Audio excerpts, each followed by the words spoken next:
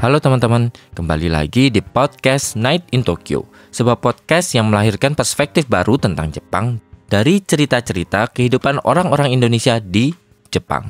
Dibawakan oleh gua, Aiman, host Night in Tokyo.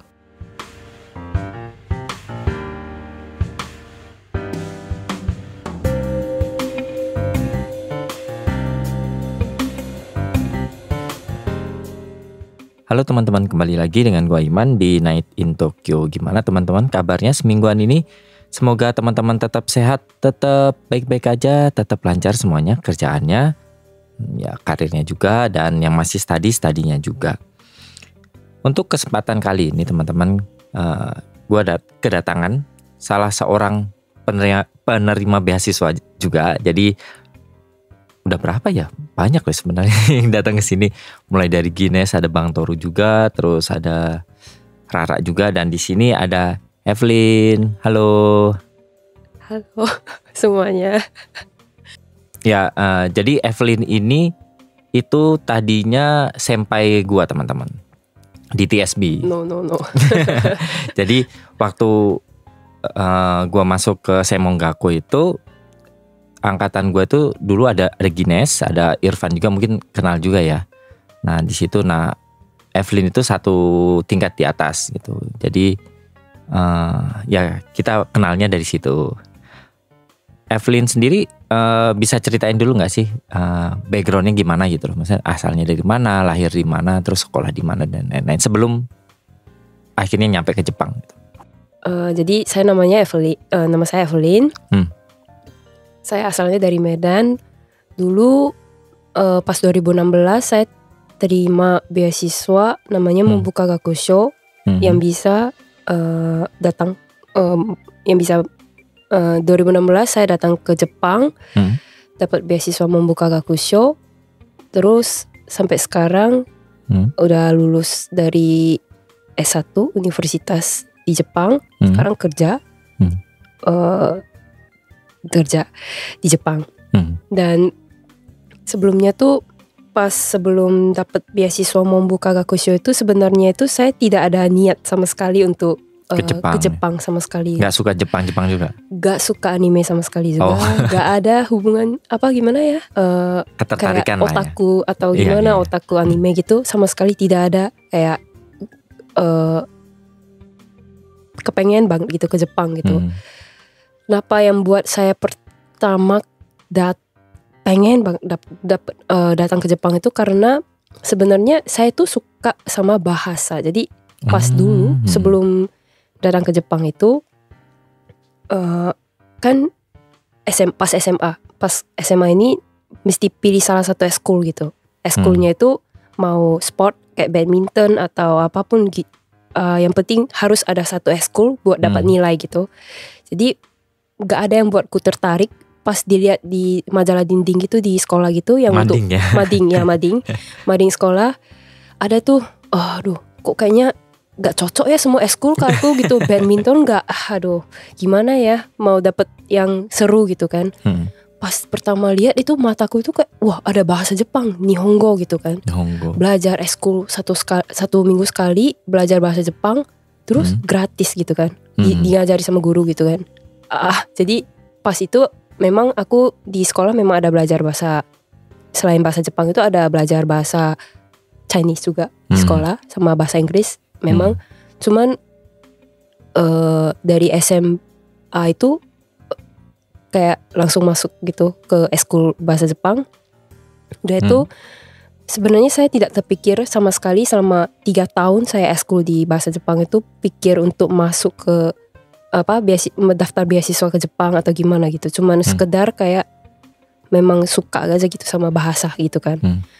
Terus belajar bahasa Jepang, terus itu kayak sekedar untuk mengejar nilai eskul gitu. Jadi bukan kayak suka gitu sama muatan tambahan gitu ya. Ya kayak muatan ya eskul gitulah, kayak udah buat dapat nilai gitu kan. Udah tuh 3 tahun berlalu saya belajar bahasa Jepang. Udah itu memang pas belajar bahasa Jepangnya itu ada JLPT untuk disuruh tes gitu kan, JLPT sama guru gitu. JLPT ku pun masih sampai aku misalnya kayak cuma sekedar kayak seminggu sekali gitu, gak fokus gitu sama Jepang gitu, full gitu enggak juga. Jadi kayak belajar seminggu sekali. JLPT-nya pas lulus SMA itu dapat yang JLPT N4. Jadi udah sebelum lumayan datang ke dong. Jepang, ya. Terus dapat N4, udah itu sebenarnya sebelum ke Jepang itu kan pas udah mau daftar ke universitas kan semuanya orang pada sibuk tuh mau daftar universitas mana, Universitas Singapura, Universitas Indo gitu kan. Nah pas tahun ketiga SMA ini aku sempat aku udah daftar ke universitas, maksudnya coba beasiswa yang Universitas Singapura, tapi akhirnya ya yang Singapura NTU sama NUS, jadi lulus si NTU-nya cuman dapat beasiswa 50% gitu. Bayar setengah doang. Bayar setengah doang. Dan setengah itu biayanya itu bukan kecil gitu, gede. Ya Mesti Singapura kerja, ya. lebih kerja part time-nya itu berapa jam gitu per minggu buat cover kehidupan sama uang sekolah 50%-nya gitu kan. Pada saat itu aku pikir gak punya banyak cukup ekonomi gitu untuk ke Singapura. Akhirnya 50% yang beasiswa yang saya dapat dari Singapura itu saya buang. Dilepas gitu ya. Dan pas itu kan udah mau penutupan beasiswa yang di Indo, bukan beasiswa di Indo, jalur SNMPTN ya katanya dulu ya, yang untuk penerimaan ya daftar kuliah lah. Kuliah ya, daftar kuliah yang negeri. Contohnya Universitas Indonesia, Universitas negeri lah pokoknya. Udah hampir tutup juga kan. Terus aku gak ada persiapan untuk ujiannya sama sekali. Akhirnya aku kepikiran mungkin gak daftar lagi sama sekali sama Universitas Indonesia. Pas lulus dapat ijazah bulan 5. Kebetulan ada koneksi lagi sama eskul dulu eskul bahasa Jepang, teman-teman eskul bahasa Jepang. Salah satu teman dari eskul bahasa Jepang daftar ke daftar ke beasiswa yang ini membuka gakusho gitu. Jadi aku tahu dari temanku ada beasiswa membuka gakusho pada saat aku udah lulus SMA, baru lulus SMA gitu. Dan persiapan buat ke membuka gakushonya itu pendaftarannya itu pada saat itu lulus SMA bulan 7 kalau gak salah buka pendaftaran membuka gakusho. Jadi 2 bulan itu aku kayak maksudnya persiapan, maksudnya kepikiran gitu kayak ya udah deh daripada gak daftar kemanapun, ya udah daftar nganggur gitu ya. Nganggur gitu kan, ya udah coba aja dulu di yang beasiswa yang Jepang membuka gakusho. Aku cari di internet persyaratannya, terus ujiannya gimana, ujiannya apa gitu kan, yang menurutku yang aku bisa gitu. Ya udah mungkin dulu aku pas di sekolah mungkin lebih bisa matematika sama bahasa Inggris ya. Jadi ujian membuka gakushonya pun aku ambil yang cuma materinya ada matematika sama bahasa Inggris. Akhirnya yang dapatnya yang diploma D2. Yang D2 membuka gakusho. Jadi yang D2 membuka gakusho aku coba pas bulan 2 bulan persiapan gitu. 2 bulan persiapan membuka gakusho. Udah itu aku gak daftar universitas lain lagi selain universitas jadi Jepang gambling gitu. Juga itu ya. Jadi gambling gitu.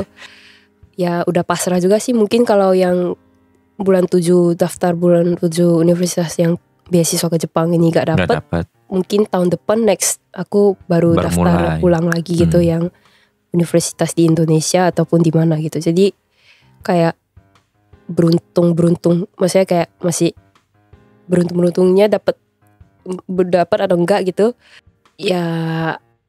Tapi yakin ya? Yakin gitu. enggak yakin sih. Enggak yakin. Gimana ya, pas ujiannya itu ya bisa gitu. Cuman pas wawancaranya agak grogi gitu kan. Mungkin gimana ya groginya karena pakai bahasa Indonesia atau enggak?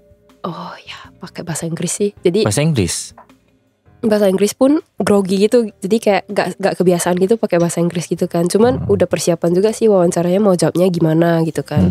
Cuman agak grogi mungkin menurutku pas wawancara apa mungkin aku gak keterima ya mungkin ya pas di wawancara gitu kan. Dan itu Mombu itu mesti tunggu lama gitu hasil lulusnya gitu. Dari bulan 8 wawancara, bulan 7-nya ujian, bulan 8-nya wawancara, bulan 12 baru tahu hasil akhir gitu. Terus bulan 4 baru ke Jepang gitu. Jadi prosesnya itu hampir setahun gitu untuk dapat Mombu gitu. 8 bulan ya mungkin ya. Ya. Jadi dari Mombu itu membuka beasiswa Mombu. Pas wawancara aku grogi gitu, udah itu aku desperate banget, udahlah mungkin aku next year baru daftar universitas baru lagi gitu. Jadi tahu-taunya aku selagi tunggu gitu hasil Mombu bulan 12, aku isi waktuku jadi guru les, sebenarnya guru les matematika untuk sekolah SMA aku. Jadi aku isi waktu dengan itu. Ternyata bulan 12 tahu hasil gitu. Terima. Di email ya. Oh, di email. Di emailnya ya sih keterima gitu. Ya udah, berarti aku pas itu ya agak gimana ya? Pesimis juga sih, cuman wah udah keterima. Baru aku dari itu aku kan nggak belajar bahasa Jepang lagi gitu. Bahasa Jepang itu sendiri ngaruh nggak waktu interview? Oh. Belajar bahasa Jepang sampai N4 ya? Gitu. Kayaknya pas dulu membantu nggak? Sertifikat yang JLPT N4 itu membantu sih, pas membantu, cuman nggak dibutuhkan juga sih di persyaratannya, nggak dibutuhkan juga persyaratannya. Cuman yang bisa bahasa Jepang ya interviewnya ada yang pakai bahasa Jepang juga gitu. Waktu itu kan udah pesimis kan. Jadi belajar bahasa Jepangnya pun udah berhenti dulu gitu kan selama 4 bulan gitu. Udah itu dapat Mombu, aku buru-buru lagi belajar bahasa Jepang 4 bulan gitu, baru nginget lagi. Ya tapi gak gitu fokus juga sih sebenarnya. Ya udah 4 bulan persiapan ke Jepang, belajar bahasa Jepang. Ya dengan bahasa Jepang yang pas-pasan, bulan 4 aku masuk ke sekolah bahasa Jepang. Tapi sekolah bahasa Jepangnya tetap dari nol juga sih atau enggak juga? Ada tesnya sih dulu pas placement test ya? Iya, placement test gitu. Jadi pas dulu sebelum masuk ke kelas gitu disuruh tes gitu. Bahasa Jepangnya sampai mana levelnya. Mungkin kalau ya udah bisa baca hiragana, katakana atau sebagian kanji, ya mungkin di levelnya lebih tinggi gitu. Jadi pas itu placement testnya pun aku di middle gitu, middle ya JLPT ya, mungkin dari 12 kelas aku di kelas kelima gitu. Jadi udah N3 N2 ya udah enggak, masih N4 mungkin ya. Persiapan N3 ya, belajar N3 ya. Persiapan N3-nya. Bahasa Jepang berarti itu biasanya di Bunkai ya kalau anak Mombu itu ya. Ngumpulnya. Atau enggak? Yang D2 kalau biasanya, kalau yang D2 membuka Gakusho yang ditetapkan di Tokyo, Semongakunya nanti biasanya sih di Bunka. Yang di Osaka itu aku lupa namanya. Cuman ya yang D2 biasanya di Tokyo, ya itu di Bunka sih ya. Dan itu berapa lama? Setahun atau? Setahun biasanya, setahun. Ya, setahun. Itu bisa lebih cepat atau enggak sih sebenarnya? Atau ya pokoknya setahun harus dapat Semongaku aja atau gimana? Yang penerima beasiswa biasanya setahun, gak dipercepat, gak diperpanjang juga gitu. Jadi setahun itu mesti lulus gitu, lulus bahasa Jepang gitu. Dengan sertifikat, gak diperlukan sertifikat sampai N2 atau N1 gitu. Yang penting lulus di bagian akademis di bahasa Jepangnya gitu, sekolah bahasa Jepangnya. Dan yang kalau yang Semongakunya itu milih sendiri atau udah ditunjuk juga kalau itu? Oh, ya sih kalau yang itu udah ditunjuk gitu dari pemerintah. Yang membuka Gakusho D2 sama D3 biasanya udah ditunjuk sama pemerintah. Kalau yang S1 itu bisa pilih sendiri gitu. Setelah siap bahasa Jepangnya kita bisa daftar pakai namanya Eiju test. Eiju test ya. ujian IJU itu ujian kayak SPMB-nya di Iya, Jepang lah ya. Iya. Mirip udah orang Jepang juga biasanya ikut ujian seperti itu sih untuk masuk universitas gitu. Jadi yang ini khusus untuk foreigner gitu, namanya EJU test. Untuk yang S1 ya biasanya ikutnya EJU test gitu. Jadi yang D2 sama D3 udah ditunjuk sama pemerintah. Kebanyakan sih ya udah gak bisa ganti gitu. Majornya udah kepilihnya pilih sesuai dengan pilihan waktu pilihan itu. Pilihan major yang waktu itu ya udah ketunjuknya di Tokyo terus udah itu di Tokyo. Terus majorku dulu business management, sekolahnya di Tokyo School of Business. Jadi sekarang Tokyo School of Business, dan Kak Iman juga sekarang di sana ketemuannya di situ gitu. Nah, kalau kehidupan sendiri nih, kamu sendiri pernah keluar negeri nggak, atau kamu bahkan keluar kota gitu loh, atau dari kecil dan besar sampai SMA itu di Medan terus atau gimana? Dulu ya karena ekonominya pas-pasan ya, gak gitu sering keluar negeri. Paling keluar negerinya termasuk Malaysia atau Singapura. Oh, yang dekat. Yang deket ya. Jadi yang sampai yang ke China, Hong Kong, Taiwan, atau mungkin yang lebih jauh itu mungkin pertama itu pas aku dapat Mombu itu ya udah ke Jepang gitu, yang paling jauh gitu. Gak pernah sih yang keluar lebih dari Jepang gitu pas dulu ya. Sekarang di Jepang udah lama pun gak gitu keluar jauh gitu. Selain Jepang itu paling yang deket itu Korea. Karena aku hobinya sukanya sama K-pop gitu kan. Pengen aja gitu belajar gitu. Gimana gitu di Korea tuh gimana. Sempet kepikiran mau sekolah di Korea gitu. Belajar bahasa Koreanya doang gitu. Sempet kepikiran. Cuman udah gimana ya, udah belum nemuin waktu yang tepat sih. Soalnya sekarang kan udah kerja gitu di Jepang. Pengennya sih ya nanti kalau mungkin pas cari waktu yang tepat gitu untuk sebelum pindah kerjaan atau gimana, pengennya sih belajar gitu bahasa Korea gitu. Nah, kalau kehidupan sendiri ada adaptasi juga gak sih kalau di Jepang? Atau sempet kaget gitu, ada yang beda gitu, enggak? Wah. Atau happy-happy aja gitu? Wah, pas datang itu enggak ada culture shock gitu. Karena pas datang kan sama-sama teman-teman Mombu yang lain gitu. Yang D2, yang D3, S1. Oh iya, di asrama di Tokyo, ya? Ya di asrama. Terus ketemu teman-teman negara lain gitu. Ada Brazil, Peru, Korea, dari mana gitu, Taiwan. Jadi kayak baru pertama gitu ketemu sama banyak teman gitu dari berbagai negara, itu kayak rasanya happy gitu. Pas tahun pertama di Jepang itu kayaknya udah gimana ya, pengen gitu keluar bergaul sama teman-teman gitu. Maksudnya gak ada culture shock sama sekali gitu di Jepang. Mulai terkejut di Jepang itu karena kan teman-teman kan pada udah tamat kan, udah lulus dari udah beda jalur semuanya, pada udah ada yang udah di luar Tokyo, ada yang pulang ke Indo gitu. Jadi kayak lebih culture shocknya itu di mana ya? Pas setelah keluar dari asrama sih sebenarnya. Jadi pas hidup sendiri ya. Pas hidup sendirinya itu kan kita mesti cari cari tempat tinggal gitu kan? Ya. Cari apartemen. Cari apartemen. Nah, pas cari apartemennya itu sistem apartemen di Jepang sama di Indo Indonesia. Mungkin di Indonesia mungkin kos ya sebutannya. Ngekos gitu beda gitu. Kalau di Jepang itu mesti simpen banyak uang untuk deposit dulu sebelum pinjam apartemennya. Jadi contohnya di Jepang itu sistemnya itu ada namanya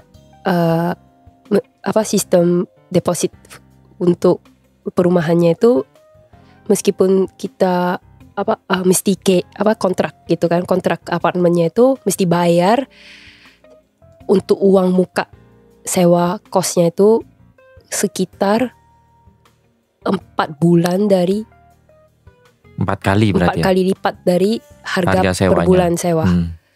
Nah itu yang aku buat kayak doki-doki gitu, apa aku bisa simpen nggak ya 4 bulan ini untuk sewa kamar setelah aku pindah dari asrama gitu kan.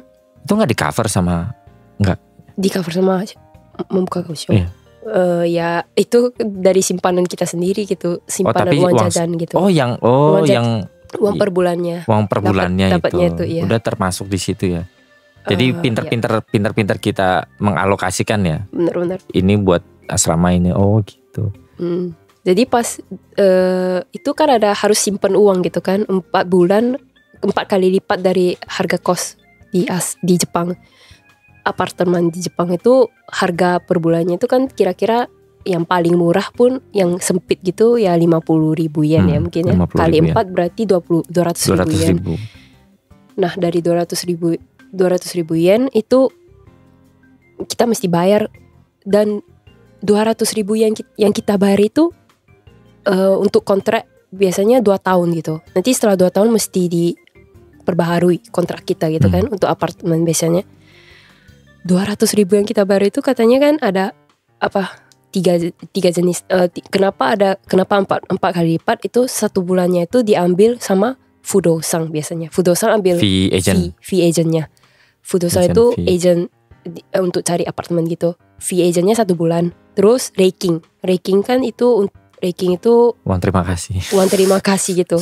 Uang terima kasih untuk kasih ke Oya-san tuh yang punya apartemen ya. Terus Shikiking itu uang deposit. Meskipun dikatanya uang deposit itu, tapi akhirnya pas Shikiking itu contohnya kayak ada yang rusak gitu. Contohnya jendelanya rusak atau enggak apa yang rusak gitu. Nanti diambil dari situ, di-cut dari situ gitu. Klinik ya. Kalau misalkan nggak banyak yang rusak, kemungkinan ada kembali berapa persen lah ya. Nah, tapi kalau rusak banget, kalau lebih malah kita harus bayar lagi kan kadang-kadang. Nah, iya benar. Nah, dan case-nya kebanyakan itu uang yang si Kiking itu nggak pernah dikembalikan gitu sama orang. Oh iya? Aku pas keluar dari Fudosang itu 2 tahun, aku dikembalikannya cuman kayak berapa ya? 20.000 yen gitu. Padahal aku bayarnya kan 80.000 yen. Tapi dikembalikannya cuma 20.000 yen gitu. Cuman kayak di-cut gitu kan semuanya gitu. Terus ya. Terus ada lagi uang. Kan ada listnya gak ya? Listnya ya. Kayak dikasih tahu bayar cleaningnya berapa, ini berapa, itu. Bener. Kalau ada rusaknya ini berapa gitu, enggak ya? Ada sih listnya gitu. Tapi 20.000 ya daripada gak dapat sama sekali. Ya cuman kan gimana ya? Pengennya sih balik lagi. Iya baliknya 80.000 yen gitu kan. Balik full gitu.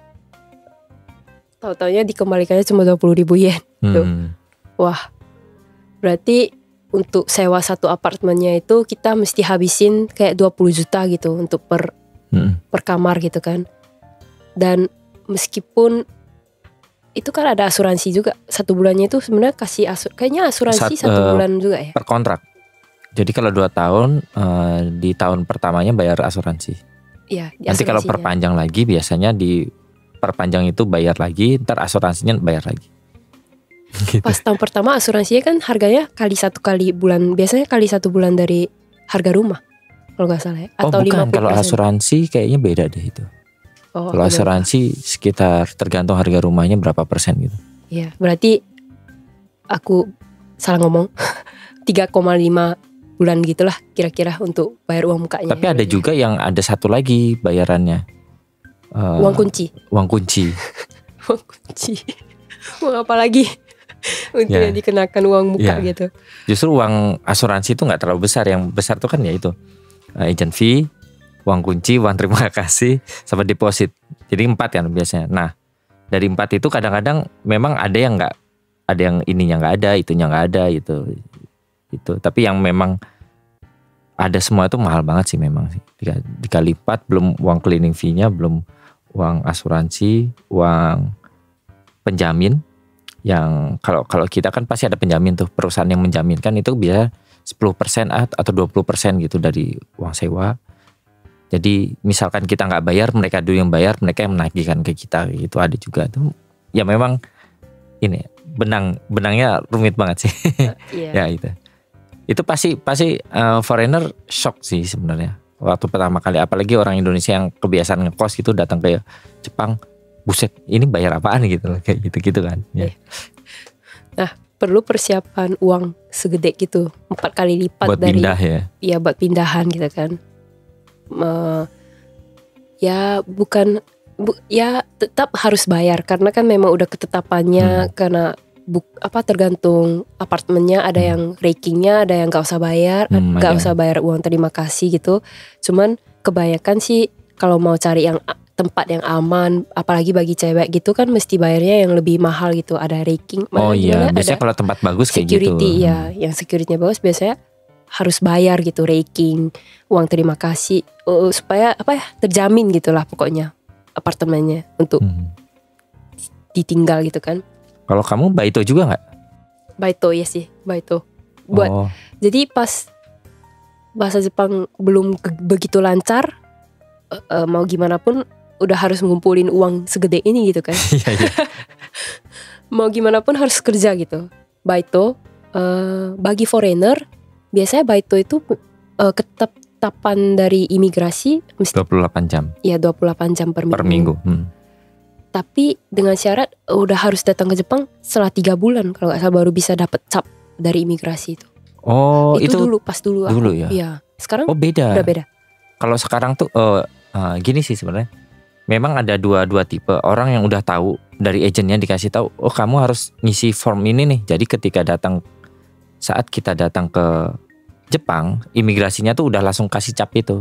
Nah, kalau itu nggak diurus dari sebelum di Indonesia, kita harus mendaftar itu ke imigrasi dan benar harus nunggu 3 bulan baru dapat cap itu. Oh, berarti iya.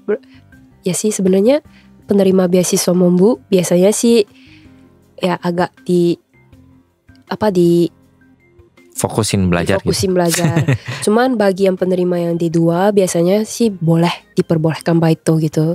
Yang kalau yang beasiswa yang D3 kebanyakan kan disuruh fokus belajar gitu. Kebanyakan setahu saya sih dari teman-teman gak ada yang baito sih sebenarnya yang D3 ya. Yang D3 lebih jarang ada yang baito gitu. Cuman D2 karena gak ada rule seperti itu ya, baito pun gak sampai maksimalnya kan 28 jam, tapi ya lumayan lah nambah-nambahin uang jajan itu kan. Paling dengan bahasa Jepang yang sekedar gitu ya, baitonya di sedikit gitulah, 10 jam mungkin per minggu udah lumayan juga lah, tambah uang buat makan gitu kan. Terus kamu abis lulus dari Semongaku itu lanjut ya berarti S1? S1 iya. Sebenarnya sebenarnya saya sambung universitas pas tahun ketiga, lulus setelah lulus SD2 Semongaku. Namanya Hennyu.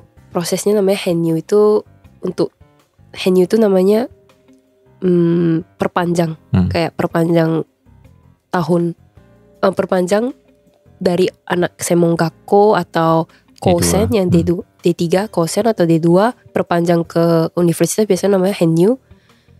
Nah aku pas itu kan karena membuka gakusho bisa perpanjang beasiswanya itu sebanyak 2 kali. Jadi contohnya udah dapat pertama beasiswa membuka gakusho pas D2 kan Semongaku. Jadi bisa perpanjang beasiswa kedua kali gitu. Sekali lagi gitu. Maksimalnya cuma 2 kali gitu. Jadi berarti yang S1 bisa langsung S2 atau enggak S2 bener. Bisa langsung S3. Iya benar. Jadi kebanyakan yang dapat beasiswa membuka gakusho itu bisa daftar beasiswa lagi gitu. Perpanjang beasiswa lagi maksimalnya cuma 2 kali gitu peraturannya. Dan yang anak D2 kan cuma bisa daftar S1 gitu. Ya saya dapat beasiswa membuka lagi sambung ke S1. Dengan terbatas sih sebenarnya yang bisa daftar universitas dari D2 ke S1 itu universitasnya tuh terbatas gitu. Jadi kayak cari sendiri juga, berarti ya? Cari sendiri juga semua.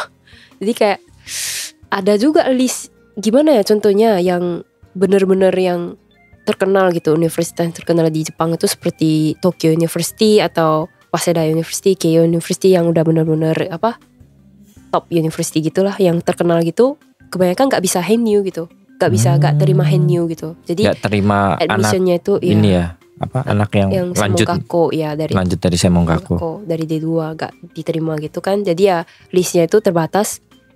Jadi listnya yang di Tokyo itu ya kebanyakan kan, contohnya yang diterima itu ada apa, ya udah saya daftarnya di situ gitu.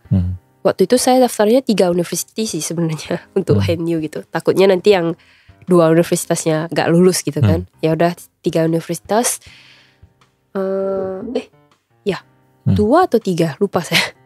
Pokoknya dari 2 itu ternyata dua-duanya lulus, ya udah pilih salah satu gitu. Itu berarti lulus tahun 2021. 2021. Berarti 2 tahun yang lalu. Langsung cari kerja di Jepang. Ya, cari kerja di Jepang. Gimana tuh Shushoku Katsudo? Oh iya, udah ngomong Shushoku Katsudo nih. Jadi ya gimana ya? Itu kan Jepang banget lah. Itu kayaknya cuma Jepang doang yang punya sistem kayak gitu. Ya, jadi Shushoku Katsudo di Jepang itu lumayan termasuk unik ya. Dari tahun, biasanya kan anak setahun sebelum lulus. Iya, setahun sebelum lulus itu mereka udah pada internship. Pas universitas tahun ketiga, 6 bulannya itu mereka cari internship gimana gitu. Ada yang buka perusahaan, yang ada buka internship gitu kan. 6 bulan itu udah sibuk gitu cari kerja gitu. Padahal masih universitas tahun ketiga, tapi mereka udah harus Shushoku Katsudo cari kerja karena persaingannya lumayan ketat gitu kalau mau masuk yang perusahaan yang baik gitu kan. Karena yang bagus, yang besar gitu. Lumayan ketat gitu kan. Jadi mereka udah dari awal gitu Shushoku Katsudo-nya. Terus mereka udah latihan wawancara untuk perusahaan padahal masih tahun ketiga gitu. Masih ada 2 tahun lagi untuk lulus gitu padahal universitasnya gitu. Jadi pas masuk universitasnya saya Hanyu. Terus langsung nyari berarti nyari internship gitu. Oh iya bener juga. Langsung internship beneran. Karena udah masuk ini ya, tahun ketiga. Iya. Internship ya hoki-hokian juga sih, mana internship yang masih buka gitu kan. Terus yang ada yang internship yang mesti harus tulis CV gitu, resume gitu. Apa namanya? Shibodoki. Ya, Shibodoki. Iya, Shibodoki. Apa ya Shibodoki itu ya? Alasan kenapa kamu memilih perusahaan itu? Iya benar-benar. Sama Jiko PR lah, kayak appeal point gitu. Apa yang harus membuat kami pilih kamu gitu. Gitu. Jadi daftar harus berapa itu? Waktu itu internship. Orang Jepang kan minimal 20-30 ya. Katanya. Jadi aku kayaknya mungkin denger, maksudnya karena apa juga sih, orang-orang teman-teman Jepang semua pada daftar 20-30. Jadi aku deg-degan juga, maksudnya jadi aseru gitu. Gimana aseru namanya? Terburu-buru gitu. Aku juga ikut 20 sih sebenarnya, daftar internshipnya gitu 20-30. Akhirnya yang lulus cuma internship, meskipun internship tapi dipilih juga orang-orang kandidatnya gitu, yang bisa internship tuh siapa gitu. Ya hoki-hokian dapat yang apa, ikut internshipnya. Terus internshipnya itu tidak dibayar gitu, meskipun kerja gitu di perusahaannya. Di transportnya pun nggak dibayar. Aku pernah internship 1 minggu gitu untuk beasiswa untuk universitas doang gitu. Internshipnya di perusahaan Shoken. Shoken guys ya, perusahaan saham. Iya. Saham seminggu, tapi nggak dibayar. Belajar lah. Kesannya cuma belajar doang gitu ya. Tapi bisa sih ketemu sama tapi dikasih kerjaan gak sih? Atau ngeliatin orang kerja? Oh iya. Kayak mirip gimana ya? Iya sih, lebih banyak kayaknya liatin orang kerja. Tapi ada juga grup kelompok, group discussion gitu, yang bisa buat kamu mesti presentasi gitu setelah seminggu internship gitu. Jadi bukan cuma liatin sih, cuman kayak bisa liatin perusahaannya itu di dalamnya ada apa gitu, ada apa, dikasih lihat gitu di Kengaku namanya. Ya seminggu itu nggak dibayar sih, cuman ya bisa cari koneksi juga sih. Ada waktu itu internship 40 orang dari beda-beda universitas gitu, jadi kayak orang Jepang semua gitu. waktu di perusahaan itu sih sebenarnya yang internship seminggu itu Perusahaan saham biasanya orang Jepang semua. orang Jepang semua sih. Kan? Cuman aku yang orang luar gitu. Terus ngomongnya juga iya sih, ngomongnya semua pakai bahasa Jepang. keigo gitu-gitu, kenjogo. Bahasa yang satu kata tapi panjang. Cara ngomongnya. Sonkeigo gitu kan. Iya, sonkeigo. Pas ngomong sama yang ngajar internshipnya kan mesti pakai sonkeigo keigo gitu, lebih sopan gitu namanya, biar gimana ya perusahaan Jepang kebanyakan harus formal gitu ya. Formal banget sih. Jadi seru sih internshipnya, seru-seru aja sih yang masih internship ya, karena kan gak digaji juga kan. Iya, gitu. jadi mereka gak berharap apa-apa juga kan ya. Cuman kayak ya udah have fun ya gitu. Pas ya internship 20 ya lumayan, pas Natsu ada pas bulan 8 libur ya, Natsu Yasumi sebulannya itu kayak full gitu cari internship gitu. Padahal masih tahun ketiga gitu kan.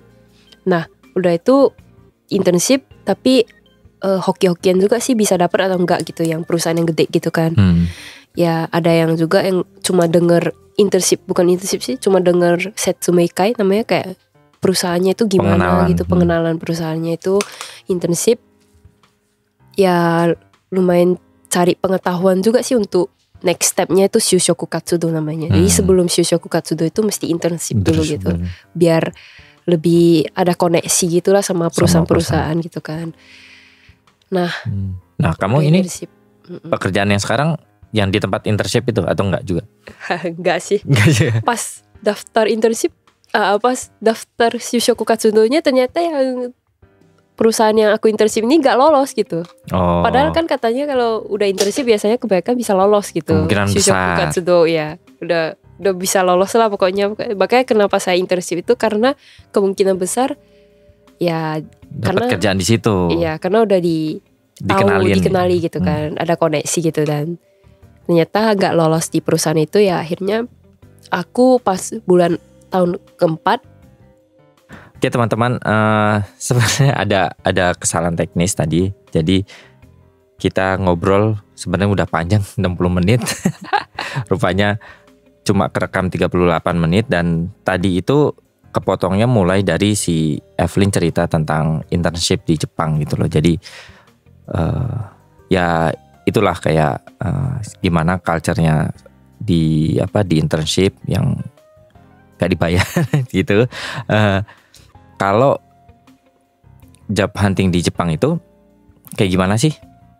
Misalkan kan biasanya kalau di Jepang itu kan banyak tuh orang Jepang ngelamarnya sampai 30 atau ya minimal 20 gitu tuh. Kamu juga kayak gitu ya?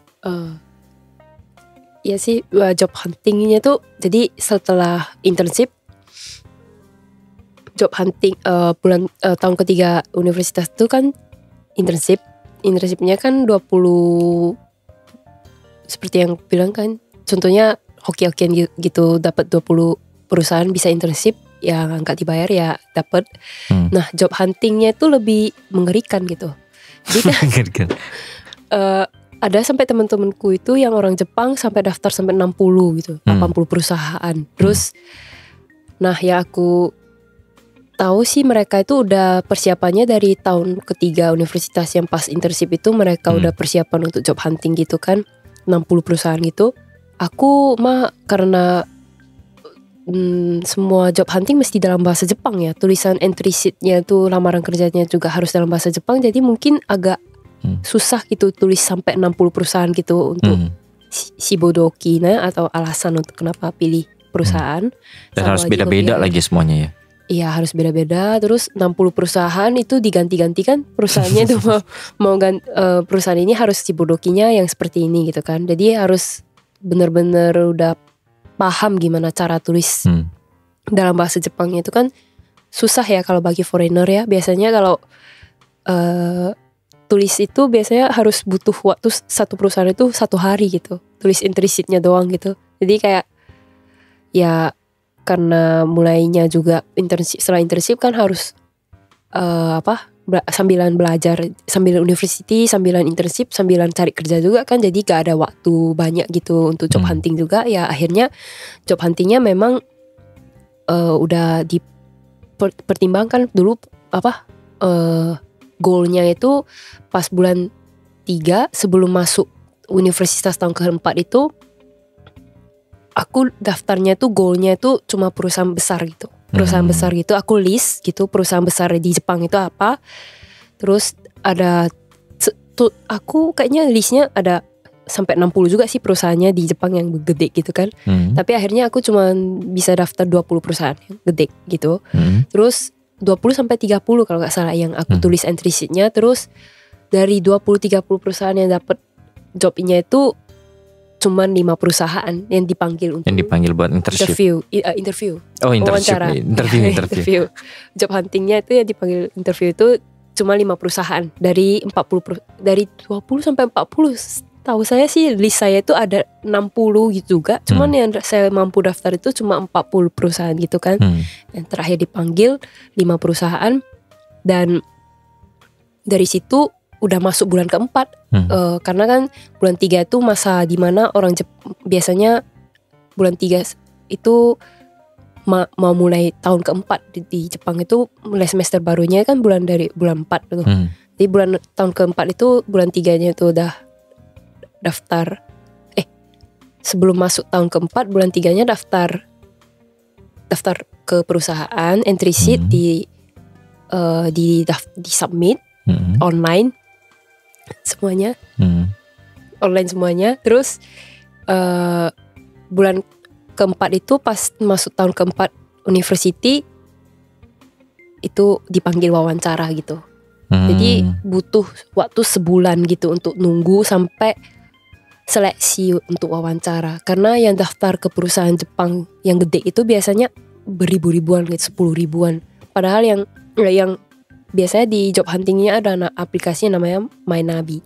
Jadi Mynabi, iya. di Mynabi 2000, contohnya waktu saya job hunting 2021, Mynabi 2021 itu yang daftar, yang kasih favorite mark gitu. Ada perusahaan, contohnya perusahaan Jepang yang bisa dilihat ya? Iya bisa dilihat favorite marknya itu ada berapa orang gitu. Yang perusahaan yang gede yang contohnya IT atau gimana, biasanya favoritnya itu paling gede gitu, 10.000 gitu, sampai ada yang 10.000 entry gitu kan. Apa aja tuh biasanya tuh? Perusahaan Jepang yang di favorit, yang terfavorit sama orang, gitu orang ya. Jepang itu. Ya kebanyakan ya consulting, perusahaan consulting contohnya PwC atau Accenture gitu-gitu, yang gede, yang global company lah. Yang, malah perusahaan luar ya yang favorit. Yang favorit karena mereka kan kebanyakan mau global company yang bisa kerja global kan. Ya meskipun gimana di Jepang tapi gimana perusahaan global tapi ada cabangnya di Jepang. Iya, ada cabangnya di Jepang. Jadi termasuk perusahaan Jepang gitu. Menurutku maksudnya karena culture-nya kan orang-orangnya semua juga orang Jepang gitu kan. Ada sampai 10.000 gitu kan. Udah persaingan lah, dari situ 10.000 yang dipilih kan cuman new graduates. Kebanyakan perusahaan Jepang kalau yang gede itu 700 doang yang dipilih gitu. 700 orang gitu. Dan udah mulai entry sheet kan, seleksinya kan mesti seleksi semua orang juga gitu. Seleksi entry sheet, seleksi job huntingnya itu bukan cuma seleksi entry sheet doang. Jadi mesti tes namanya SPI. Tes SPI itu SPI. yang iya. isi apa ya, pengetahuan umum gitu ya? Ya, dalam bahasa Jepang gitu. Dan semua. Ada psikotesnya juga kan? Psikotesnya ada juga. psikotes ya. Jadi tes SPI-nya bahasa Jepang, matematikanya juga dalam bahasa Jepang. Semuanya dalam bahasa Jepang. Terus ada juga yang mirip bahasa Jepang, ujian tertulis, ujian pengetahuan umum bahasa Jepang gitulah pokoknya. SPI itu harus di clear gitu. Dari nilai SPI mungkin berpengaruh juga sih sama seleksinya gitu. Jadi keterima atau enggaknya ya? Keterima atau enggaknya. Jadi kalau SPI-nya kalau gak gitu bagus, mungkin pada entry sheet-nya bagus, mungkin gak dipilih juga. Karena kan banyak tuh yang daftar, gak mungkin semua entry sheet-nya dilihat dari itu kan. Mereka seleksinya juga pakai SPI test gitu kan. Jadi dari SPI terus sama entry sheet yang didaftar, dipanggil ke interview. Bulannya bulan masuk bulan 4 biasanya baru dipanggil sebulan interview tuh gitu. Sebulan gitu, tunggu hasil entry sheetnya gitu. Jadi selagi tunggu daftar perusahaan-perusahaan lain gitu, daftar. Akhirnya bulan keempat ya udah mungkin udah timingnya udah harus dipanggil kan seharusnya untuk wawancara. Bulan keempat itu ya dipanggil cuma 5 perusahaan dari 40 perusahaan yang aku daftar. Tapi perusahaan gede-gede ya. Ya tapi ya sih lumayan susah sih perusahaan gede gitu kan, karena persaingannya lumayan ketat sama juga, orang Jepang gitu. lagi. Ya sama orang, ya Jepang lagi, bahasa Jepang lagi gitu kan, sama orang bahasa Jepang. Gak mungkin trainer lebih bagus bahasa Jepang dari orang Jepang gitu kan. Ya gitu, dalam bahasa bulan 4 dipanggil interview 5 perusahaan. Karena kan udah 5 perusahaan, ya udah gitu aja, stop lagi job hunting, nggak ada tulis entry sheet lagi selama itu. Fokus ke 5 itu aja ya. Fokus ke 5 itu aja itu. Dan yang dipanggil itu aku daftarnya beda-beda industri semua gitu. Ada yang perusahaan saham, perusahaan IT, perusahaan malahan perusahaan gas, semuanya aku daftar lah yang gede-gede gitu. Perusahaan. Iya beneran perusahaan gas gitu. Dan akhirnya yang kepilih itu kebanyakan IT gitu, perusahaan IT. Lagi gede ya. Mungkin lagi corona juga waktu itu kan. Jadi yang dibutuhkan itu cuma IT gitu ya mungkin ya. Karena kan IT sekarang kebanyakan ada bisa online juga kan kerjanya, dan gak mesti itu, mungkin IT lagi boom gitu pas corona gitu kan. Kepilihnya yang kok IT, ya udah sekarang sih dapetnya yang IT, ya udah pekerjaannya IT. Dari 5 perusahaan itu mesti interviewnya bukan cuma sekali gitu. Mesti. Oh iya, standar itu orang Jepang tuh ya. Standar orang Jepang ya. Kalau bukan standar orang Jepang, perusahaan Jepang perusahaan itu. Banyak culture Jepang ya. Ya, meskipun nggak perusahaan Jepang juga minimal 2 ya. Itu pun jarang ya, 3 biasanya ya. Gak ada yang 2 kayaknya, semua 3 pernah ya. Sih, pernah ada. Pernah ada yang 2. 3 sih ya. Dan biasanya kalau di Indo kan biasanya cuma berapa kali tuh biasanya? Ya mungkin kalau di Indo kali sama HR-nya doang kali ya, nggak tahu juga sih ya. Biasanya biasanya tergantung. Biasa. Atau enggak memang di satu interview itu udah ada HR sama bosnya sih. Jadi nggak ada HR dulu terus tiba-tiba bukan tiba-tiba terus nextnya sama bosnya gitu, enggak sih biasanya. Mungkin malas juga kali ya orang Indonesia gitu interview. Jadi biasanya ada HR sama bos di situ, sama satu divisi misalnya yang nantinya jadi bos kamu gitu, di satu meja udah interview di situ. Jadi nggak ada step-step itu. Jadi interview cuma sekali. Nah, kalau Jepang di Jepang step pertamanya itu biasanya sama HR gitu, sama orang HR-nya yang ya untuk Tetsuzuki gimana gitu. Terus step keduanya biasanya kebanyakan sama manajer gitu, yang udah agak tinggi lah. Ya, step pangkatnya udah agak tinggi, manajer. Ya udah berpengalaman juga ya di perusahaan itu beberapa tahun gitu kan. Nah ada juga yang sampai ya harus melewati clear HR, terus manajer, terus tahap ketiga biasanya katanya dari CEO gitu, CEO. Pemilik perusahaannya atau enggak direktur lah. Direktur ya. Udah direktur. Jadi harus clear 3 step tahap itu, dan kebanyakan bukan dikasih tahu hasilnya itu langsung gitu, enggak. Jadi harus tunggu lagi ya. Jadi seminggu satu kali step pertama di interview sama HR, tunggu lagi seminggu tahu hasilnya. Minggu ke depan baru di interview sama manajer, terus mesti dipilih lagi kan tanggal-tanggalnya. Kan banyak tuh yang mau interview. Biasanya interviewnya mesti clearnya itu kira-kira 2 bulanan baru siap interview sampai hasil step ketiga gitu kan. Jadi bulan 3 sampai bulan 6 pas masuk sebelum tahun keempat universitas itu udah harus job hunting gitulah. Pokoknya fokus job hunting gitu. 3 bulan, selama 3 bulan itu job hunting. Langsung gitulah. Udah muak juga sih sama entry sheet-nya. Mau tulisnya sampai 40 gitu atau gimana, ya udah deh diterima satu perusahaan aja, udah bersyukur. Ya udah 6 bulan. Pas udah bulan ke-6 udah ya. Gitulah, stop gitu. Dimanfaatkan waktunya untuk waktu yang lain, contohnya kayak baito atau enggak cari pengetahuan yang lain lah, daripada job huntingnya itu sebenarnya strict juga sih, buat stres juga sih Stres sebenarnya. ya Iya. memang. Job hunting di Jepang tuh stres sih. Belum lagi interviewnya, terus harus pakai suit, terus dan Apalagi dulu, wah kalau pakai itu CV-nya mesti tulis tangan kan kalau Oh dulu. iya benar-benar. Dulu tuh kalau Sebelum apa ya Iya. namanya? Jadi di Jepang itu ada ini, ada apa itu yang Rule, dijual di toko buku itu loh. iya ya, lamaran sih kerja, sheet lamaran kerja, CV apa template CV. Nah di situ biasanya kemungkinan besar kayak mereka tuh terimanya dikirim, jadi harus tulis tangan kan, nggak boleh ngetik. Cuman ya sekarang mungkin karena teknologi juga gitu ya, kayak lebih banyak apa ya, di Jepang itu tiap perusahaan kayak mereka punya Beda-beda. website khusus buat rekrutmen gitu kan Iya. biasanya. Nah di situ biasanya kita buat account, terus nulis entry sheet di situ tuh. Entry sheet ya bukan sih. Di situ Entry tuh, kayak gitu. Ya. Tapi itu dapat ya. Dari 5 itu semuanya lolos semua atau? Oh enggak, justru dari 5 perusahaan yang keterima sampai ke 3 kali itu cuma 1 perusahaan, jadi akhirnya. Oh, yang satunya 4 cuma, perusahaan. yang sisanya cuma sekali doang itu Iya. udah nggak keterima. Iya, Oh. enggak sih, enggak sekali doang sih, kedua kali mau masuk ke step ketiga tuh nggak bisa gitu, nggak keterima. Oh, baru ketemu manajernya aja gitu. udah Down gitu.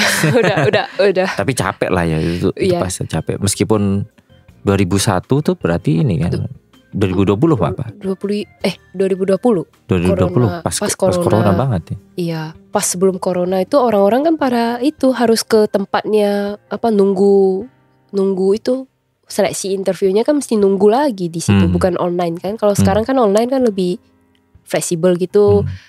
Maksudnya di atas terus pakai celana biasa juga gak apa-apa gitu. Gak kelihatan. Kalau yang sebelum corona lebih strict lagi sebenarnya. Ya bersyukur aja sih kalau pas corona ini panas bisa lagi online. Jalan-jalan pakai. Iya. Tapi bulan 4 biasanya gak panas sih. Iya. Jadi ya sih bersyukur sih dapat ya online ya kan. Terus kalau orang Jepang kalau yang CV yang tulis tangan itu kebanyakan mereka mesti nggak boleh pakai itu stipo itu tip X ya. Kalau pakai tip X nggak nanti boleh salah intinya. Nggak boleh salah. Kalau salah nanti harus diulang lagi. Terus ulangnya sampai beberapa kali. Terus kalau ada salah pun dikasih ke dokumennya itu bakalan nggak dilihat gitu, karena kamu udah ada kesalahan gitu di mana gitu. Berarti mereka orang perusahaan Jepangnya kebanyakan strict gitu di bagian situ sih, kayak tulisan tangannya jelek atau enggak gitu. Tapi ya bersyukur karena sekarang udah modern gitu kan, pakai rekrutmennya di website gitu, lebih gampang gitu. Dan sekarang berarti udah berapa tahun di perusahaan ini? 2 tahun 4 bulan berarti. Itu 2 tahun ya. 2 tahun. Awalnya ini lagi nggak sih? Beradaptasi lagi nggak sih? Oh, karena new graduates kan biasanya orang Jepang. Oh. Atau sempat shock juga dengan culture kerja di Jepang. Oh. Atau kamu juga belum ada pengalaman juga ya di Indonesia ya, jadi nggak bisa bandingin gitu. Dulu ya sih sebenarnya langsung tamat SMA langsung datang juga langsung kerja gitu di Jepang. Cuman ada pengetahuannya dari part time dulu. Part time sebelum kerja kan ada part time. Oh, dapat ini ya. Jadi tahu culture-nya itu orang Jepangnya harus begini gitu, harus ikutin rules-nya mereka, harus teratur lah pokoknya, harus I1 atau namanya kalau udah masuk kerja harus sapa bos dulu, ohayo gozaimasu gitu, atau enggak otsukare sama desu. Di tempat kamu nyapa satu-satu gitu? Kalau atau enggak? Dulu kalau sekarang sih ya karena online ya. Online ya tetap setiap pagi jam 8.45 itu ada namanya core. Core itu harus tempat kamu masih ada core?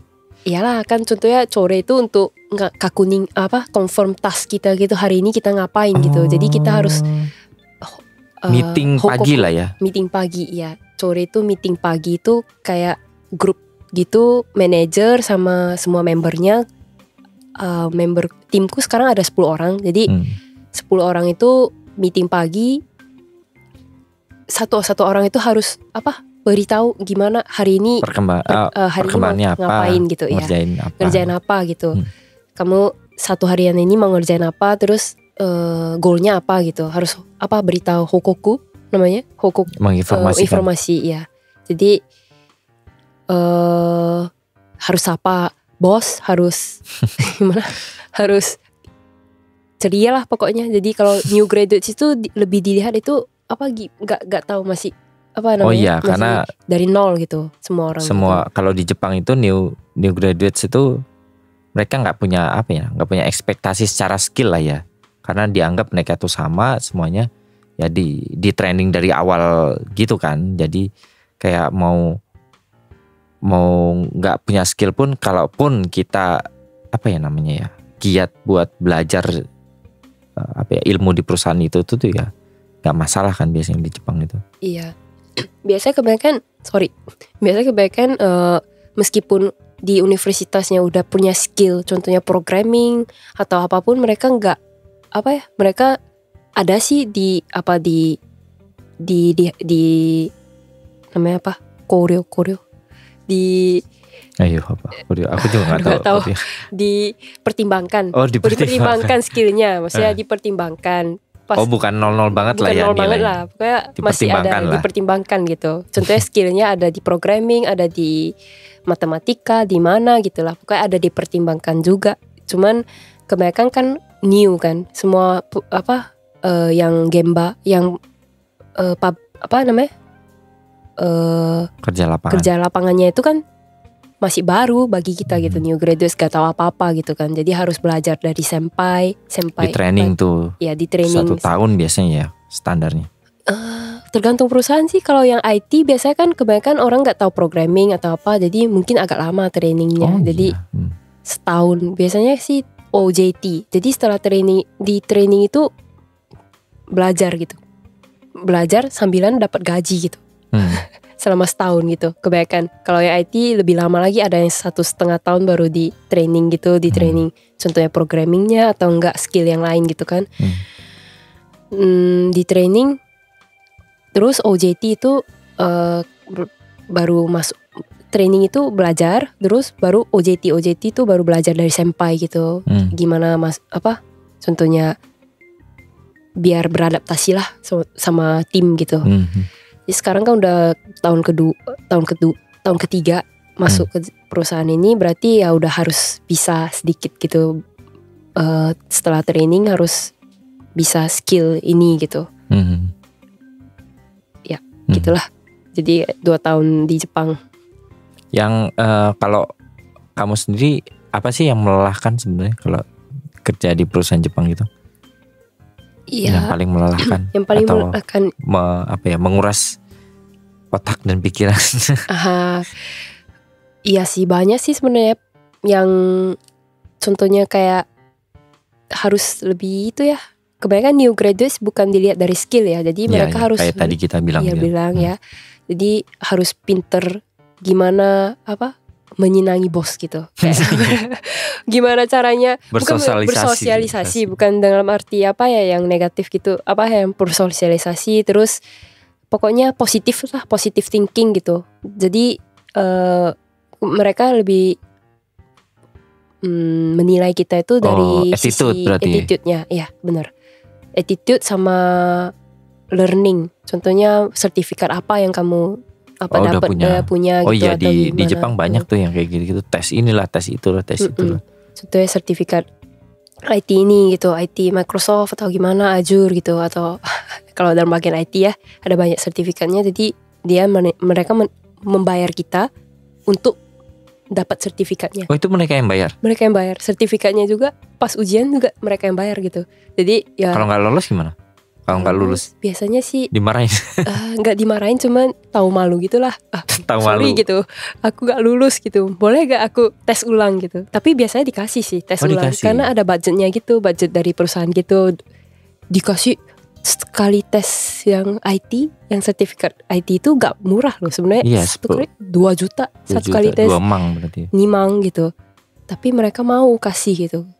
Kebanyakan sampai tahun ketiga itu mereka menganggap kita masih new graduates gitu. Jadi berarti udah 3 tahun itu mereka kayak invest ke kalian. Ya. Jadi mereka ya invest gitu. Jadi 3 tahun itu karena untuk merekrut satu orang new graduates itu mereka butuh, sebenarnya mereka gak berani kayak mecat juga sih sebenarnya, mecat orang baru juga. Soalnya mereka rekrutnya itu harus habisin udah habisin 3 tahun itu fee-nya mereka gitu. Kebanyakan orang bilang sih 3 tahun sih kalau new graduates harus bertahan gitu kan. Karena untuk gak menyia-nyiakan uang perusahaan gitu. Terus di Jepang itu kalau new graduates ya itu dinilai dari sertifikat. Terus kebanyakan culture-nya Jepang itu di perusahaannya itu kalau katanya kalau mecat orang biasanya mereka bisa kena itu denda. Oh, pesangonnya gede kayaknya. Iya, mesti bayar ini bayar itu gitu. Besar gitu. Jadi gak bisa pecat sekali langsung. Iya, gitu. Gak bisa seenaknya mecat gitu. Harus dengan jalur di mana orangnya itu akhirnya lelah gitu, lelah bekerja gitu. Oh, dibuat lelah bekerja. dibuat dia tuh mengundurkan diri gitu. Jadi mau kerja dimanapun itu yang penting harus positif gitu mentalnya. Yang penting mentalnya dulu deh positif gitu. Jangan ya sering bergaul sama teman-teman kantor orang Jepang, menyenangi bos gitu. Ya bukan politik juga sih sebenarnya, ya kebanyakan ya itu emang culture Jepang sih. Culture gitu ya. Ya mau gak mau harus gitu. Mau kerja bertahan di satu perusahaan itu biasanya harus gitu. Jadi lebih fokusnya itu ke sosialisasinya sama itulah. Mau belajar ya. Belajar ya, learningnya sama ya harus pandai-pandai gimana menyenangi kawan-kawan kantor gitu supaya nggak dikucilin gitu di kantor. Aduh, sebenarnya ada ya sih, ya gak enaknya tuh sih. Padahal sesama orang Jepang juga ada juga yang digituin. Iya. Itu bukan karena kita foreigner juga ya sebenarnya. Iya, sebenarnya bukan iya. Jadi ya mungkin dimanapun sama juga sih, mungkin ya masih new graduate sih mereka anggap kita masih kayak gimana, cute gitu, kawaii gitu kan. Masih belum tahu apa-apa gitu. Ya udah gitu. Jadi masih sampai sekarang sih masih oke sih kerjanya. Emang pernah dengar juga sih waktu di TSB sendiri juga pernah dikasih tahu tuh sama senseinya siapa gitu. Oh iya, yang Ryugakse sensei. Bukan. Yang sering benerin celana ke atas itu loh. Aku tahu yang bisnis ya, yang ngajarin bisnisnya pakai kacamata ya. Iya, pakai kacamata. Yang agak tinggi. N-sensei. Iya, sensei itu. Yang itu. Nah, itu kan dia pernah bilang kalau di interview, apalagi Ryugakuse gitu atau foreign student, jangan bilang kalau waktu di interview itu kita bakal pulang ke Indonesia atau ke negara asal gitu. Karena perhitungan perusahaan Jepang itu kayak 5 tahun. Iya. Selama 5 tahun itu mereka tuh invest ke kalian gitu loh. Jadi mereka selama 5 tahun itu masih dalam tahap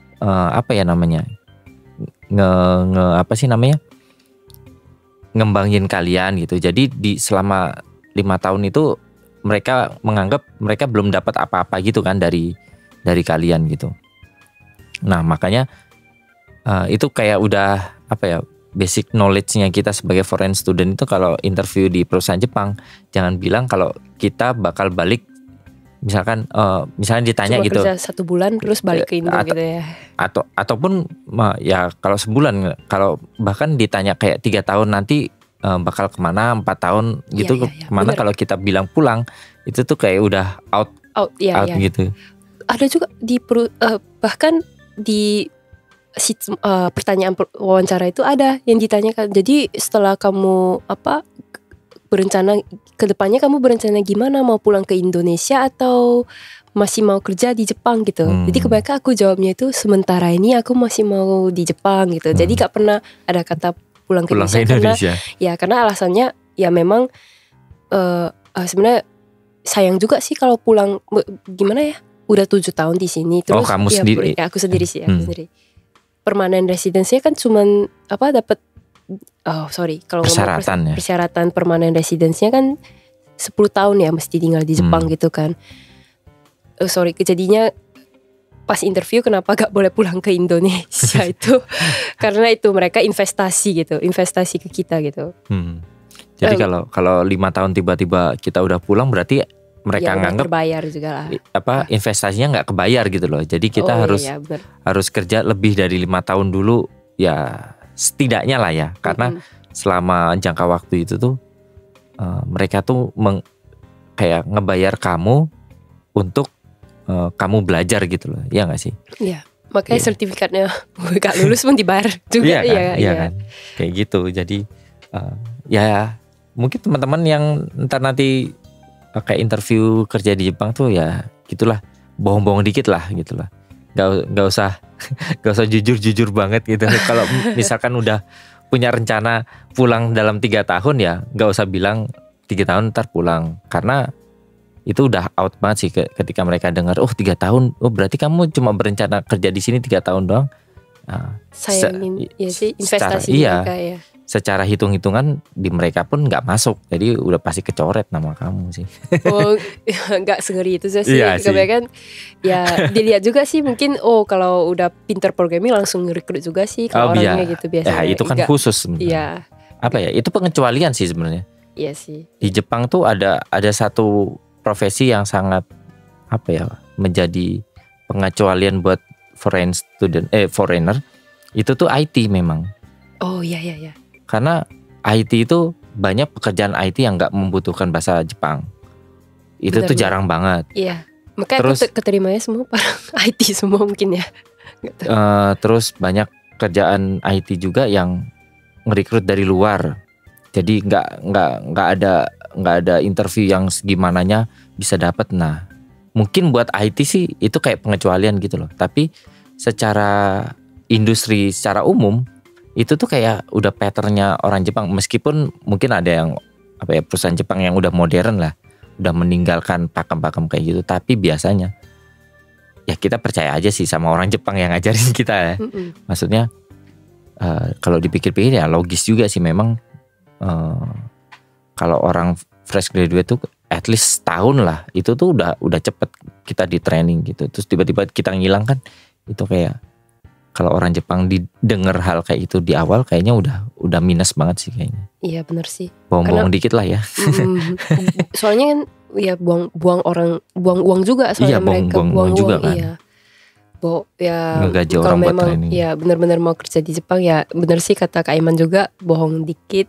Kalau bisa ya kerjanya ya bilang mungkin saya mau stay dulu di Jepang atau gimana, baru gimana mungkin gak dalam jangka waktu pendek ini mau pulang gimana. Iya. Baru bisa kemungkinan keterima gitu. Atau enggak gitu. Atau enggak itu ada lagi dia bilang itu triknya adalah kalau perusahaan itu adalah perusahaan global, jadi multinasional dan punya cabang di negara asal kalian, kamu bilangnya kayak gitu alasannya. Ya mungkin akan sementara tetap tinggal di Jepang gitu. Cuman kedepannya pengen nih dipindahin ke cabang di Indonesia misalkan, kalau kita dari Indonesia, yang dimana nanti bakal mengembangkan bisnis yang lebih besar di perusahaan yang di Indonesia itu. Nah itu boleh tuh jawabnya kayak gitu. Tapi jangan bilang kayaknya 3 tahun lagi bakal pulang. Nah itu tuh udah ya, kayak gitu. Nah ya gitulah. Lah kalau kamu sendiri selama ini bukan selama ini, apakah bakal terus di Jepang atau punya rencana balik gitu sejauh ini sih, karena kan udah tinggal tadi kepotong ngomongnya gimana 7 tahun ya di Jepang ya. Jadi udah belajar bahasa Jepang juga 7 tahun, udah sayang gitulah pokoknya. Sayang sih sebenarnya. Jadi ada sistem di mana di visa kita itu bisa dapat permanent residence gitu di Jepang. Tapi mesti syaratnya itu tinggal tuh 10 tahun dulu. 10 tahun. Nah kalau tiba-tiba dari 10 tahun kita di Jepang itu kita ada 3 bulan kita ke negara lain, contohnya pulang ke Indonesia atau mau ke negara lain kemanapun lah, pokoknya kita di luar Jepang selama 3 bulan itu otomatis kalau gak salah itu visa kita itu jadi 0 gitu. Contohnya kita dari 2022 pulang 3 bulan ke Indonesia gitu, terus dan bukan kerja ya maksudnya. Bukan kerja, meskipun bukan kerja tapi balik ke Indo itu lebih dari 3 bulan, otomatis itu kayak kalau gak salah setelah visa kerjanya itu, kalau cuti kayaknya nggak apa-apa ya. Tapi kayaknya kalau visa kerja kita itu masih udah habis, terus kita pulang ke Indonesia selama lebih dari 3 bulan, otomatis itu visanya itu meskipun kita udah datang dari 7 tahun yang lalu, tapi visanya itu mulai dari nol kembali gitu. Jadi hitungannya dari nol kembali. Meskipun setelah 3 bulan apply visa kerja lagi terus diterima, terus kerja lagi di Jepang, tapi akhirnya itu visa kita itu kalau mau daftar permanent residence kita itu gak kehitung yang 7 tahun yang lalu gitu. Jadi ya mungkin karena udah 7 tahun udah terlanjur juga tinggal di sini belajar bahasa Jepangnya tahan-tahanin dulu lah ya. Jadi mungkin 3 tahun ini mungkin bakalan stay dulu di Jepang gitu.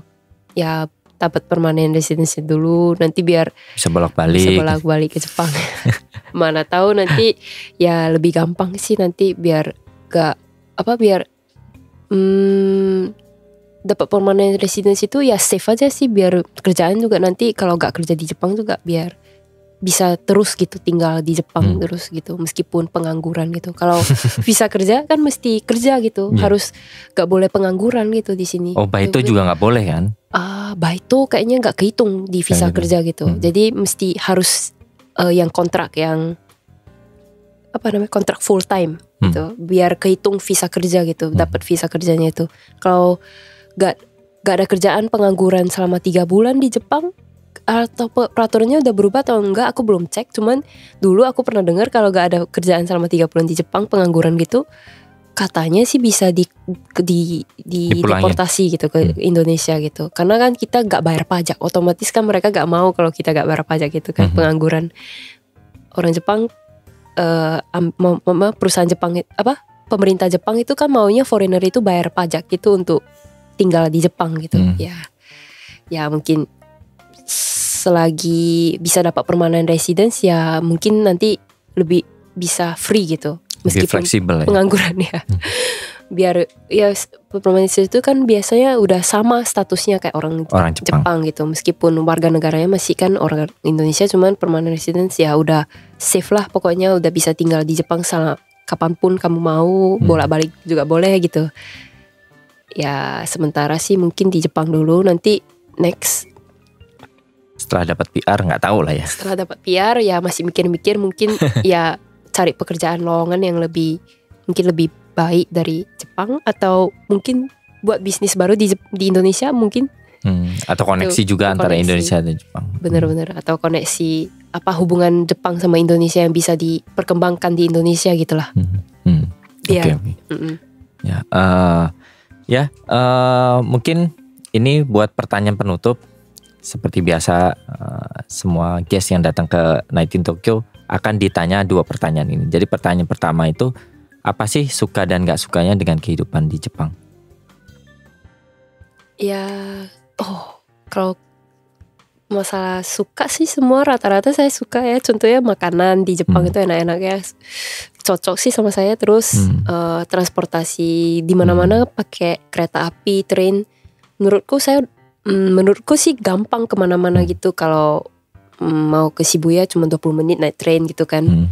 Jadi keluar masuk kemana-mana gampang. Terus aman ya. Menurutku Jepang itu aman sih negaranya. Contohnya kayak rapi gitu, semuanya teratur gitu. Teratur banget sih tempat bahkan gimana ya, antrinya teratur, semuanya aman gitu, teratur, tertib gitu. Jadi apalagi bagi cewek, gimana kalau hidup di luar negeri itu kan harus hati-hati ya kalau bergaul. Cuman di Jepang ya kebanyakan orangnya ya teratur juga sih, ya santai aja sih di Jepang. Cuman yang agak susah gitu di Jepangnya itu kalau mau bergaul sama orang Jepang baru gitu. Contohnya harus gimana ya? Gak bisa langsung deket ya, harus, karena kan orang Jepang kebanyakan agak tertutup dulu sebelum terbuka gitu, ada tertutup gitu. Jadi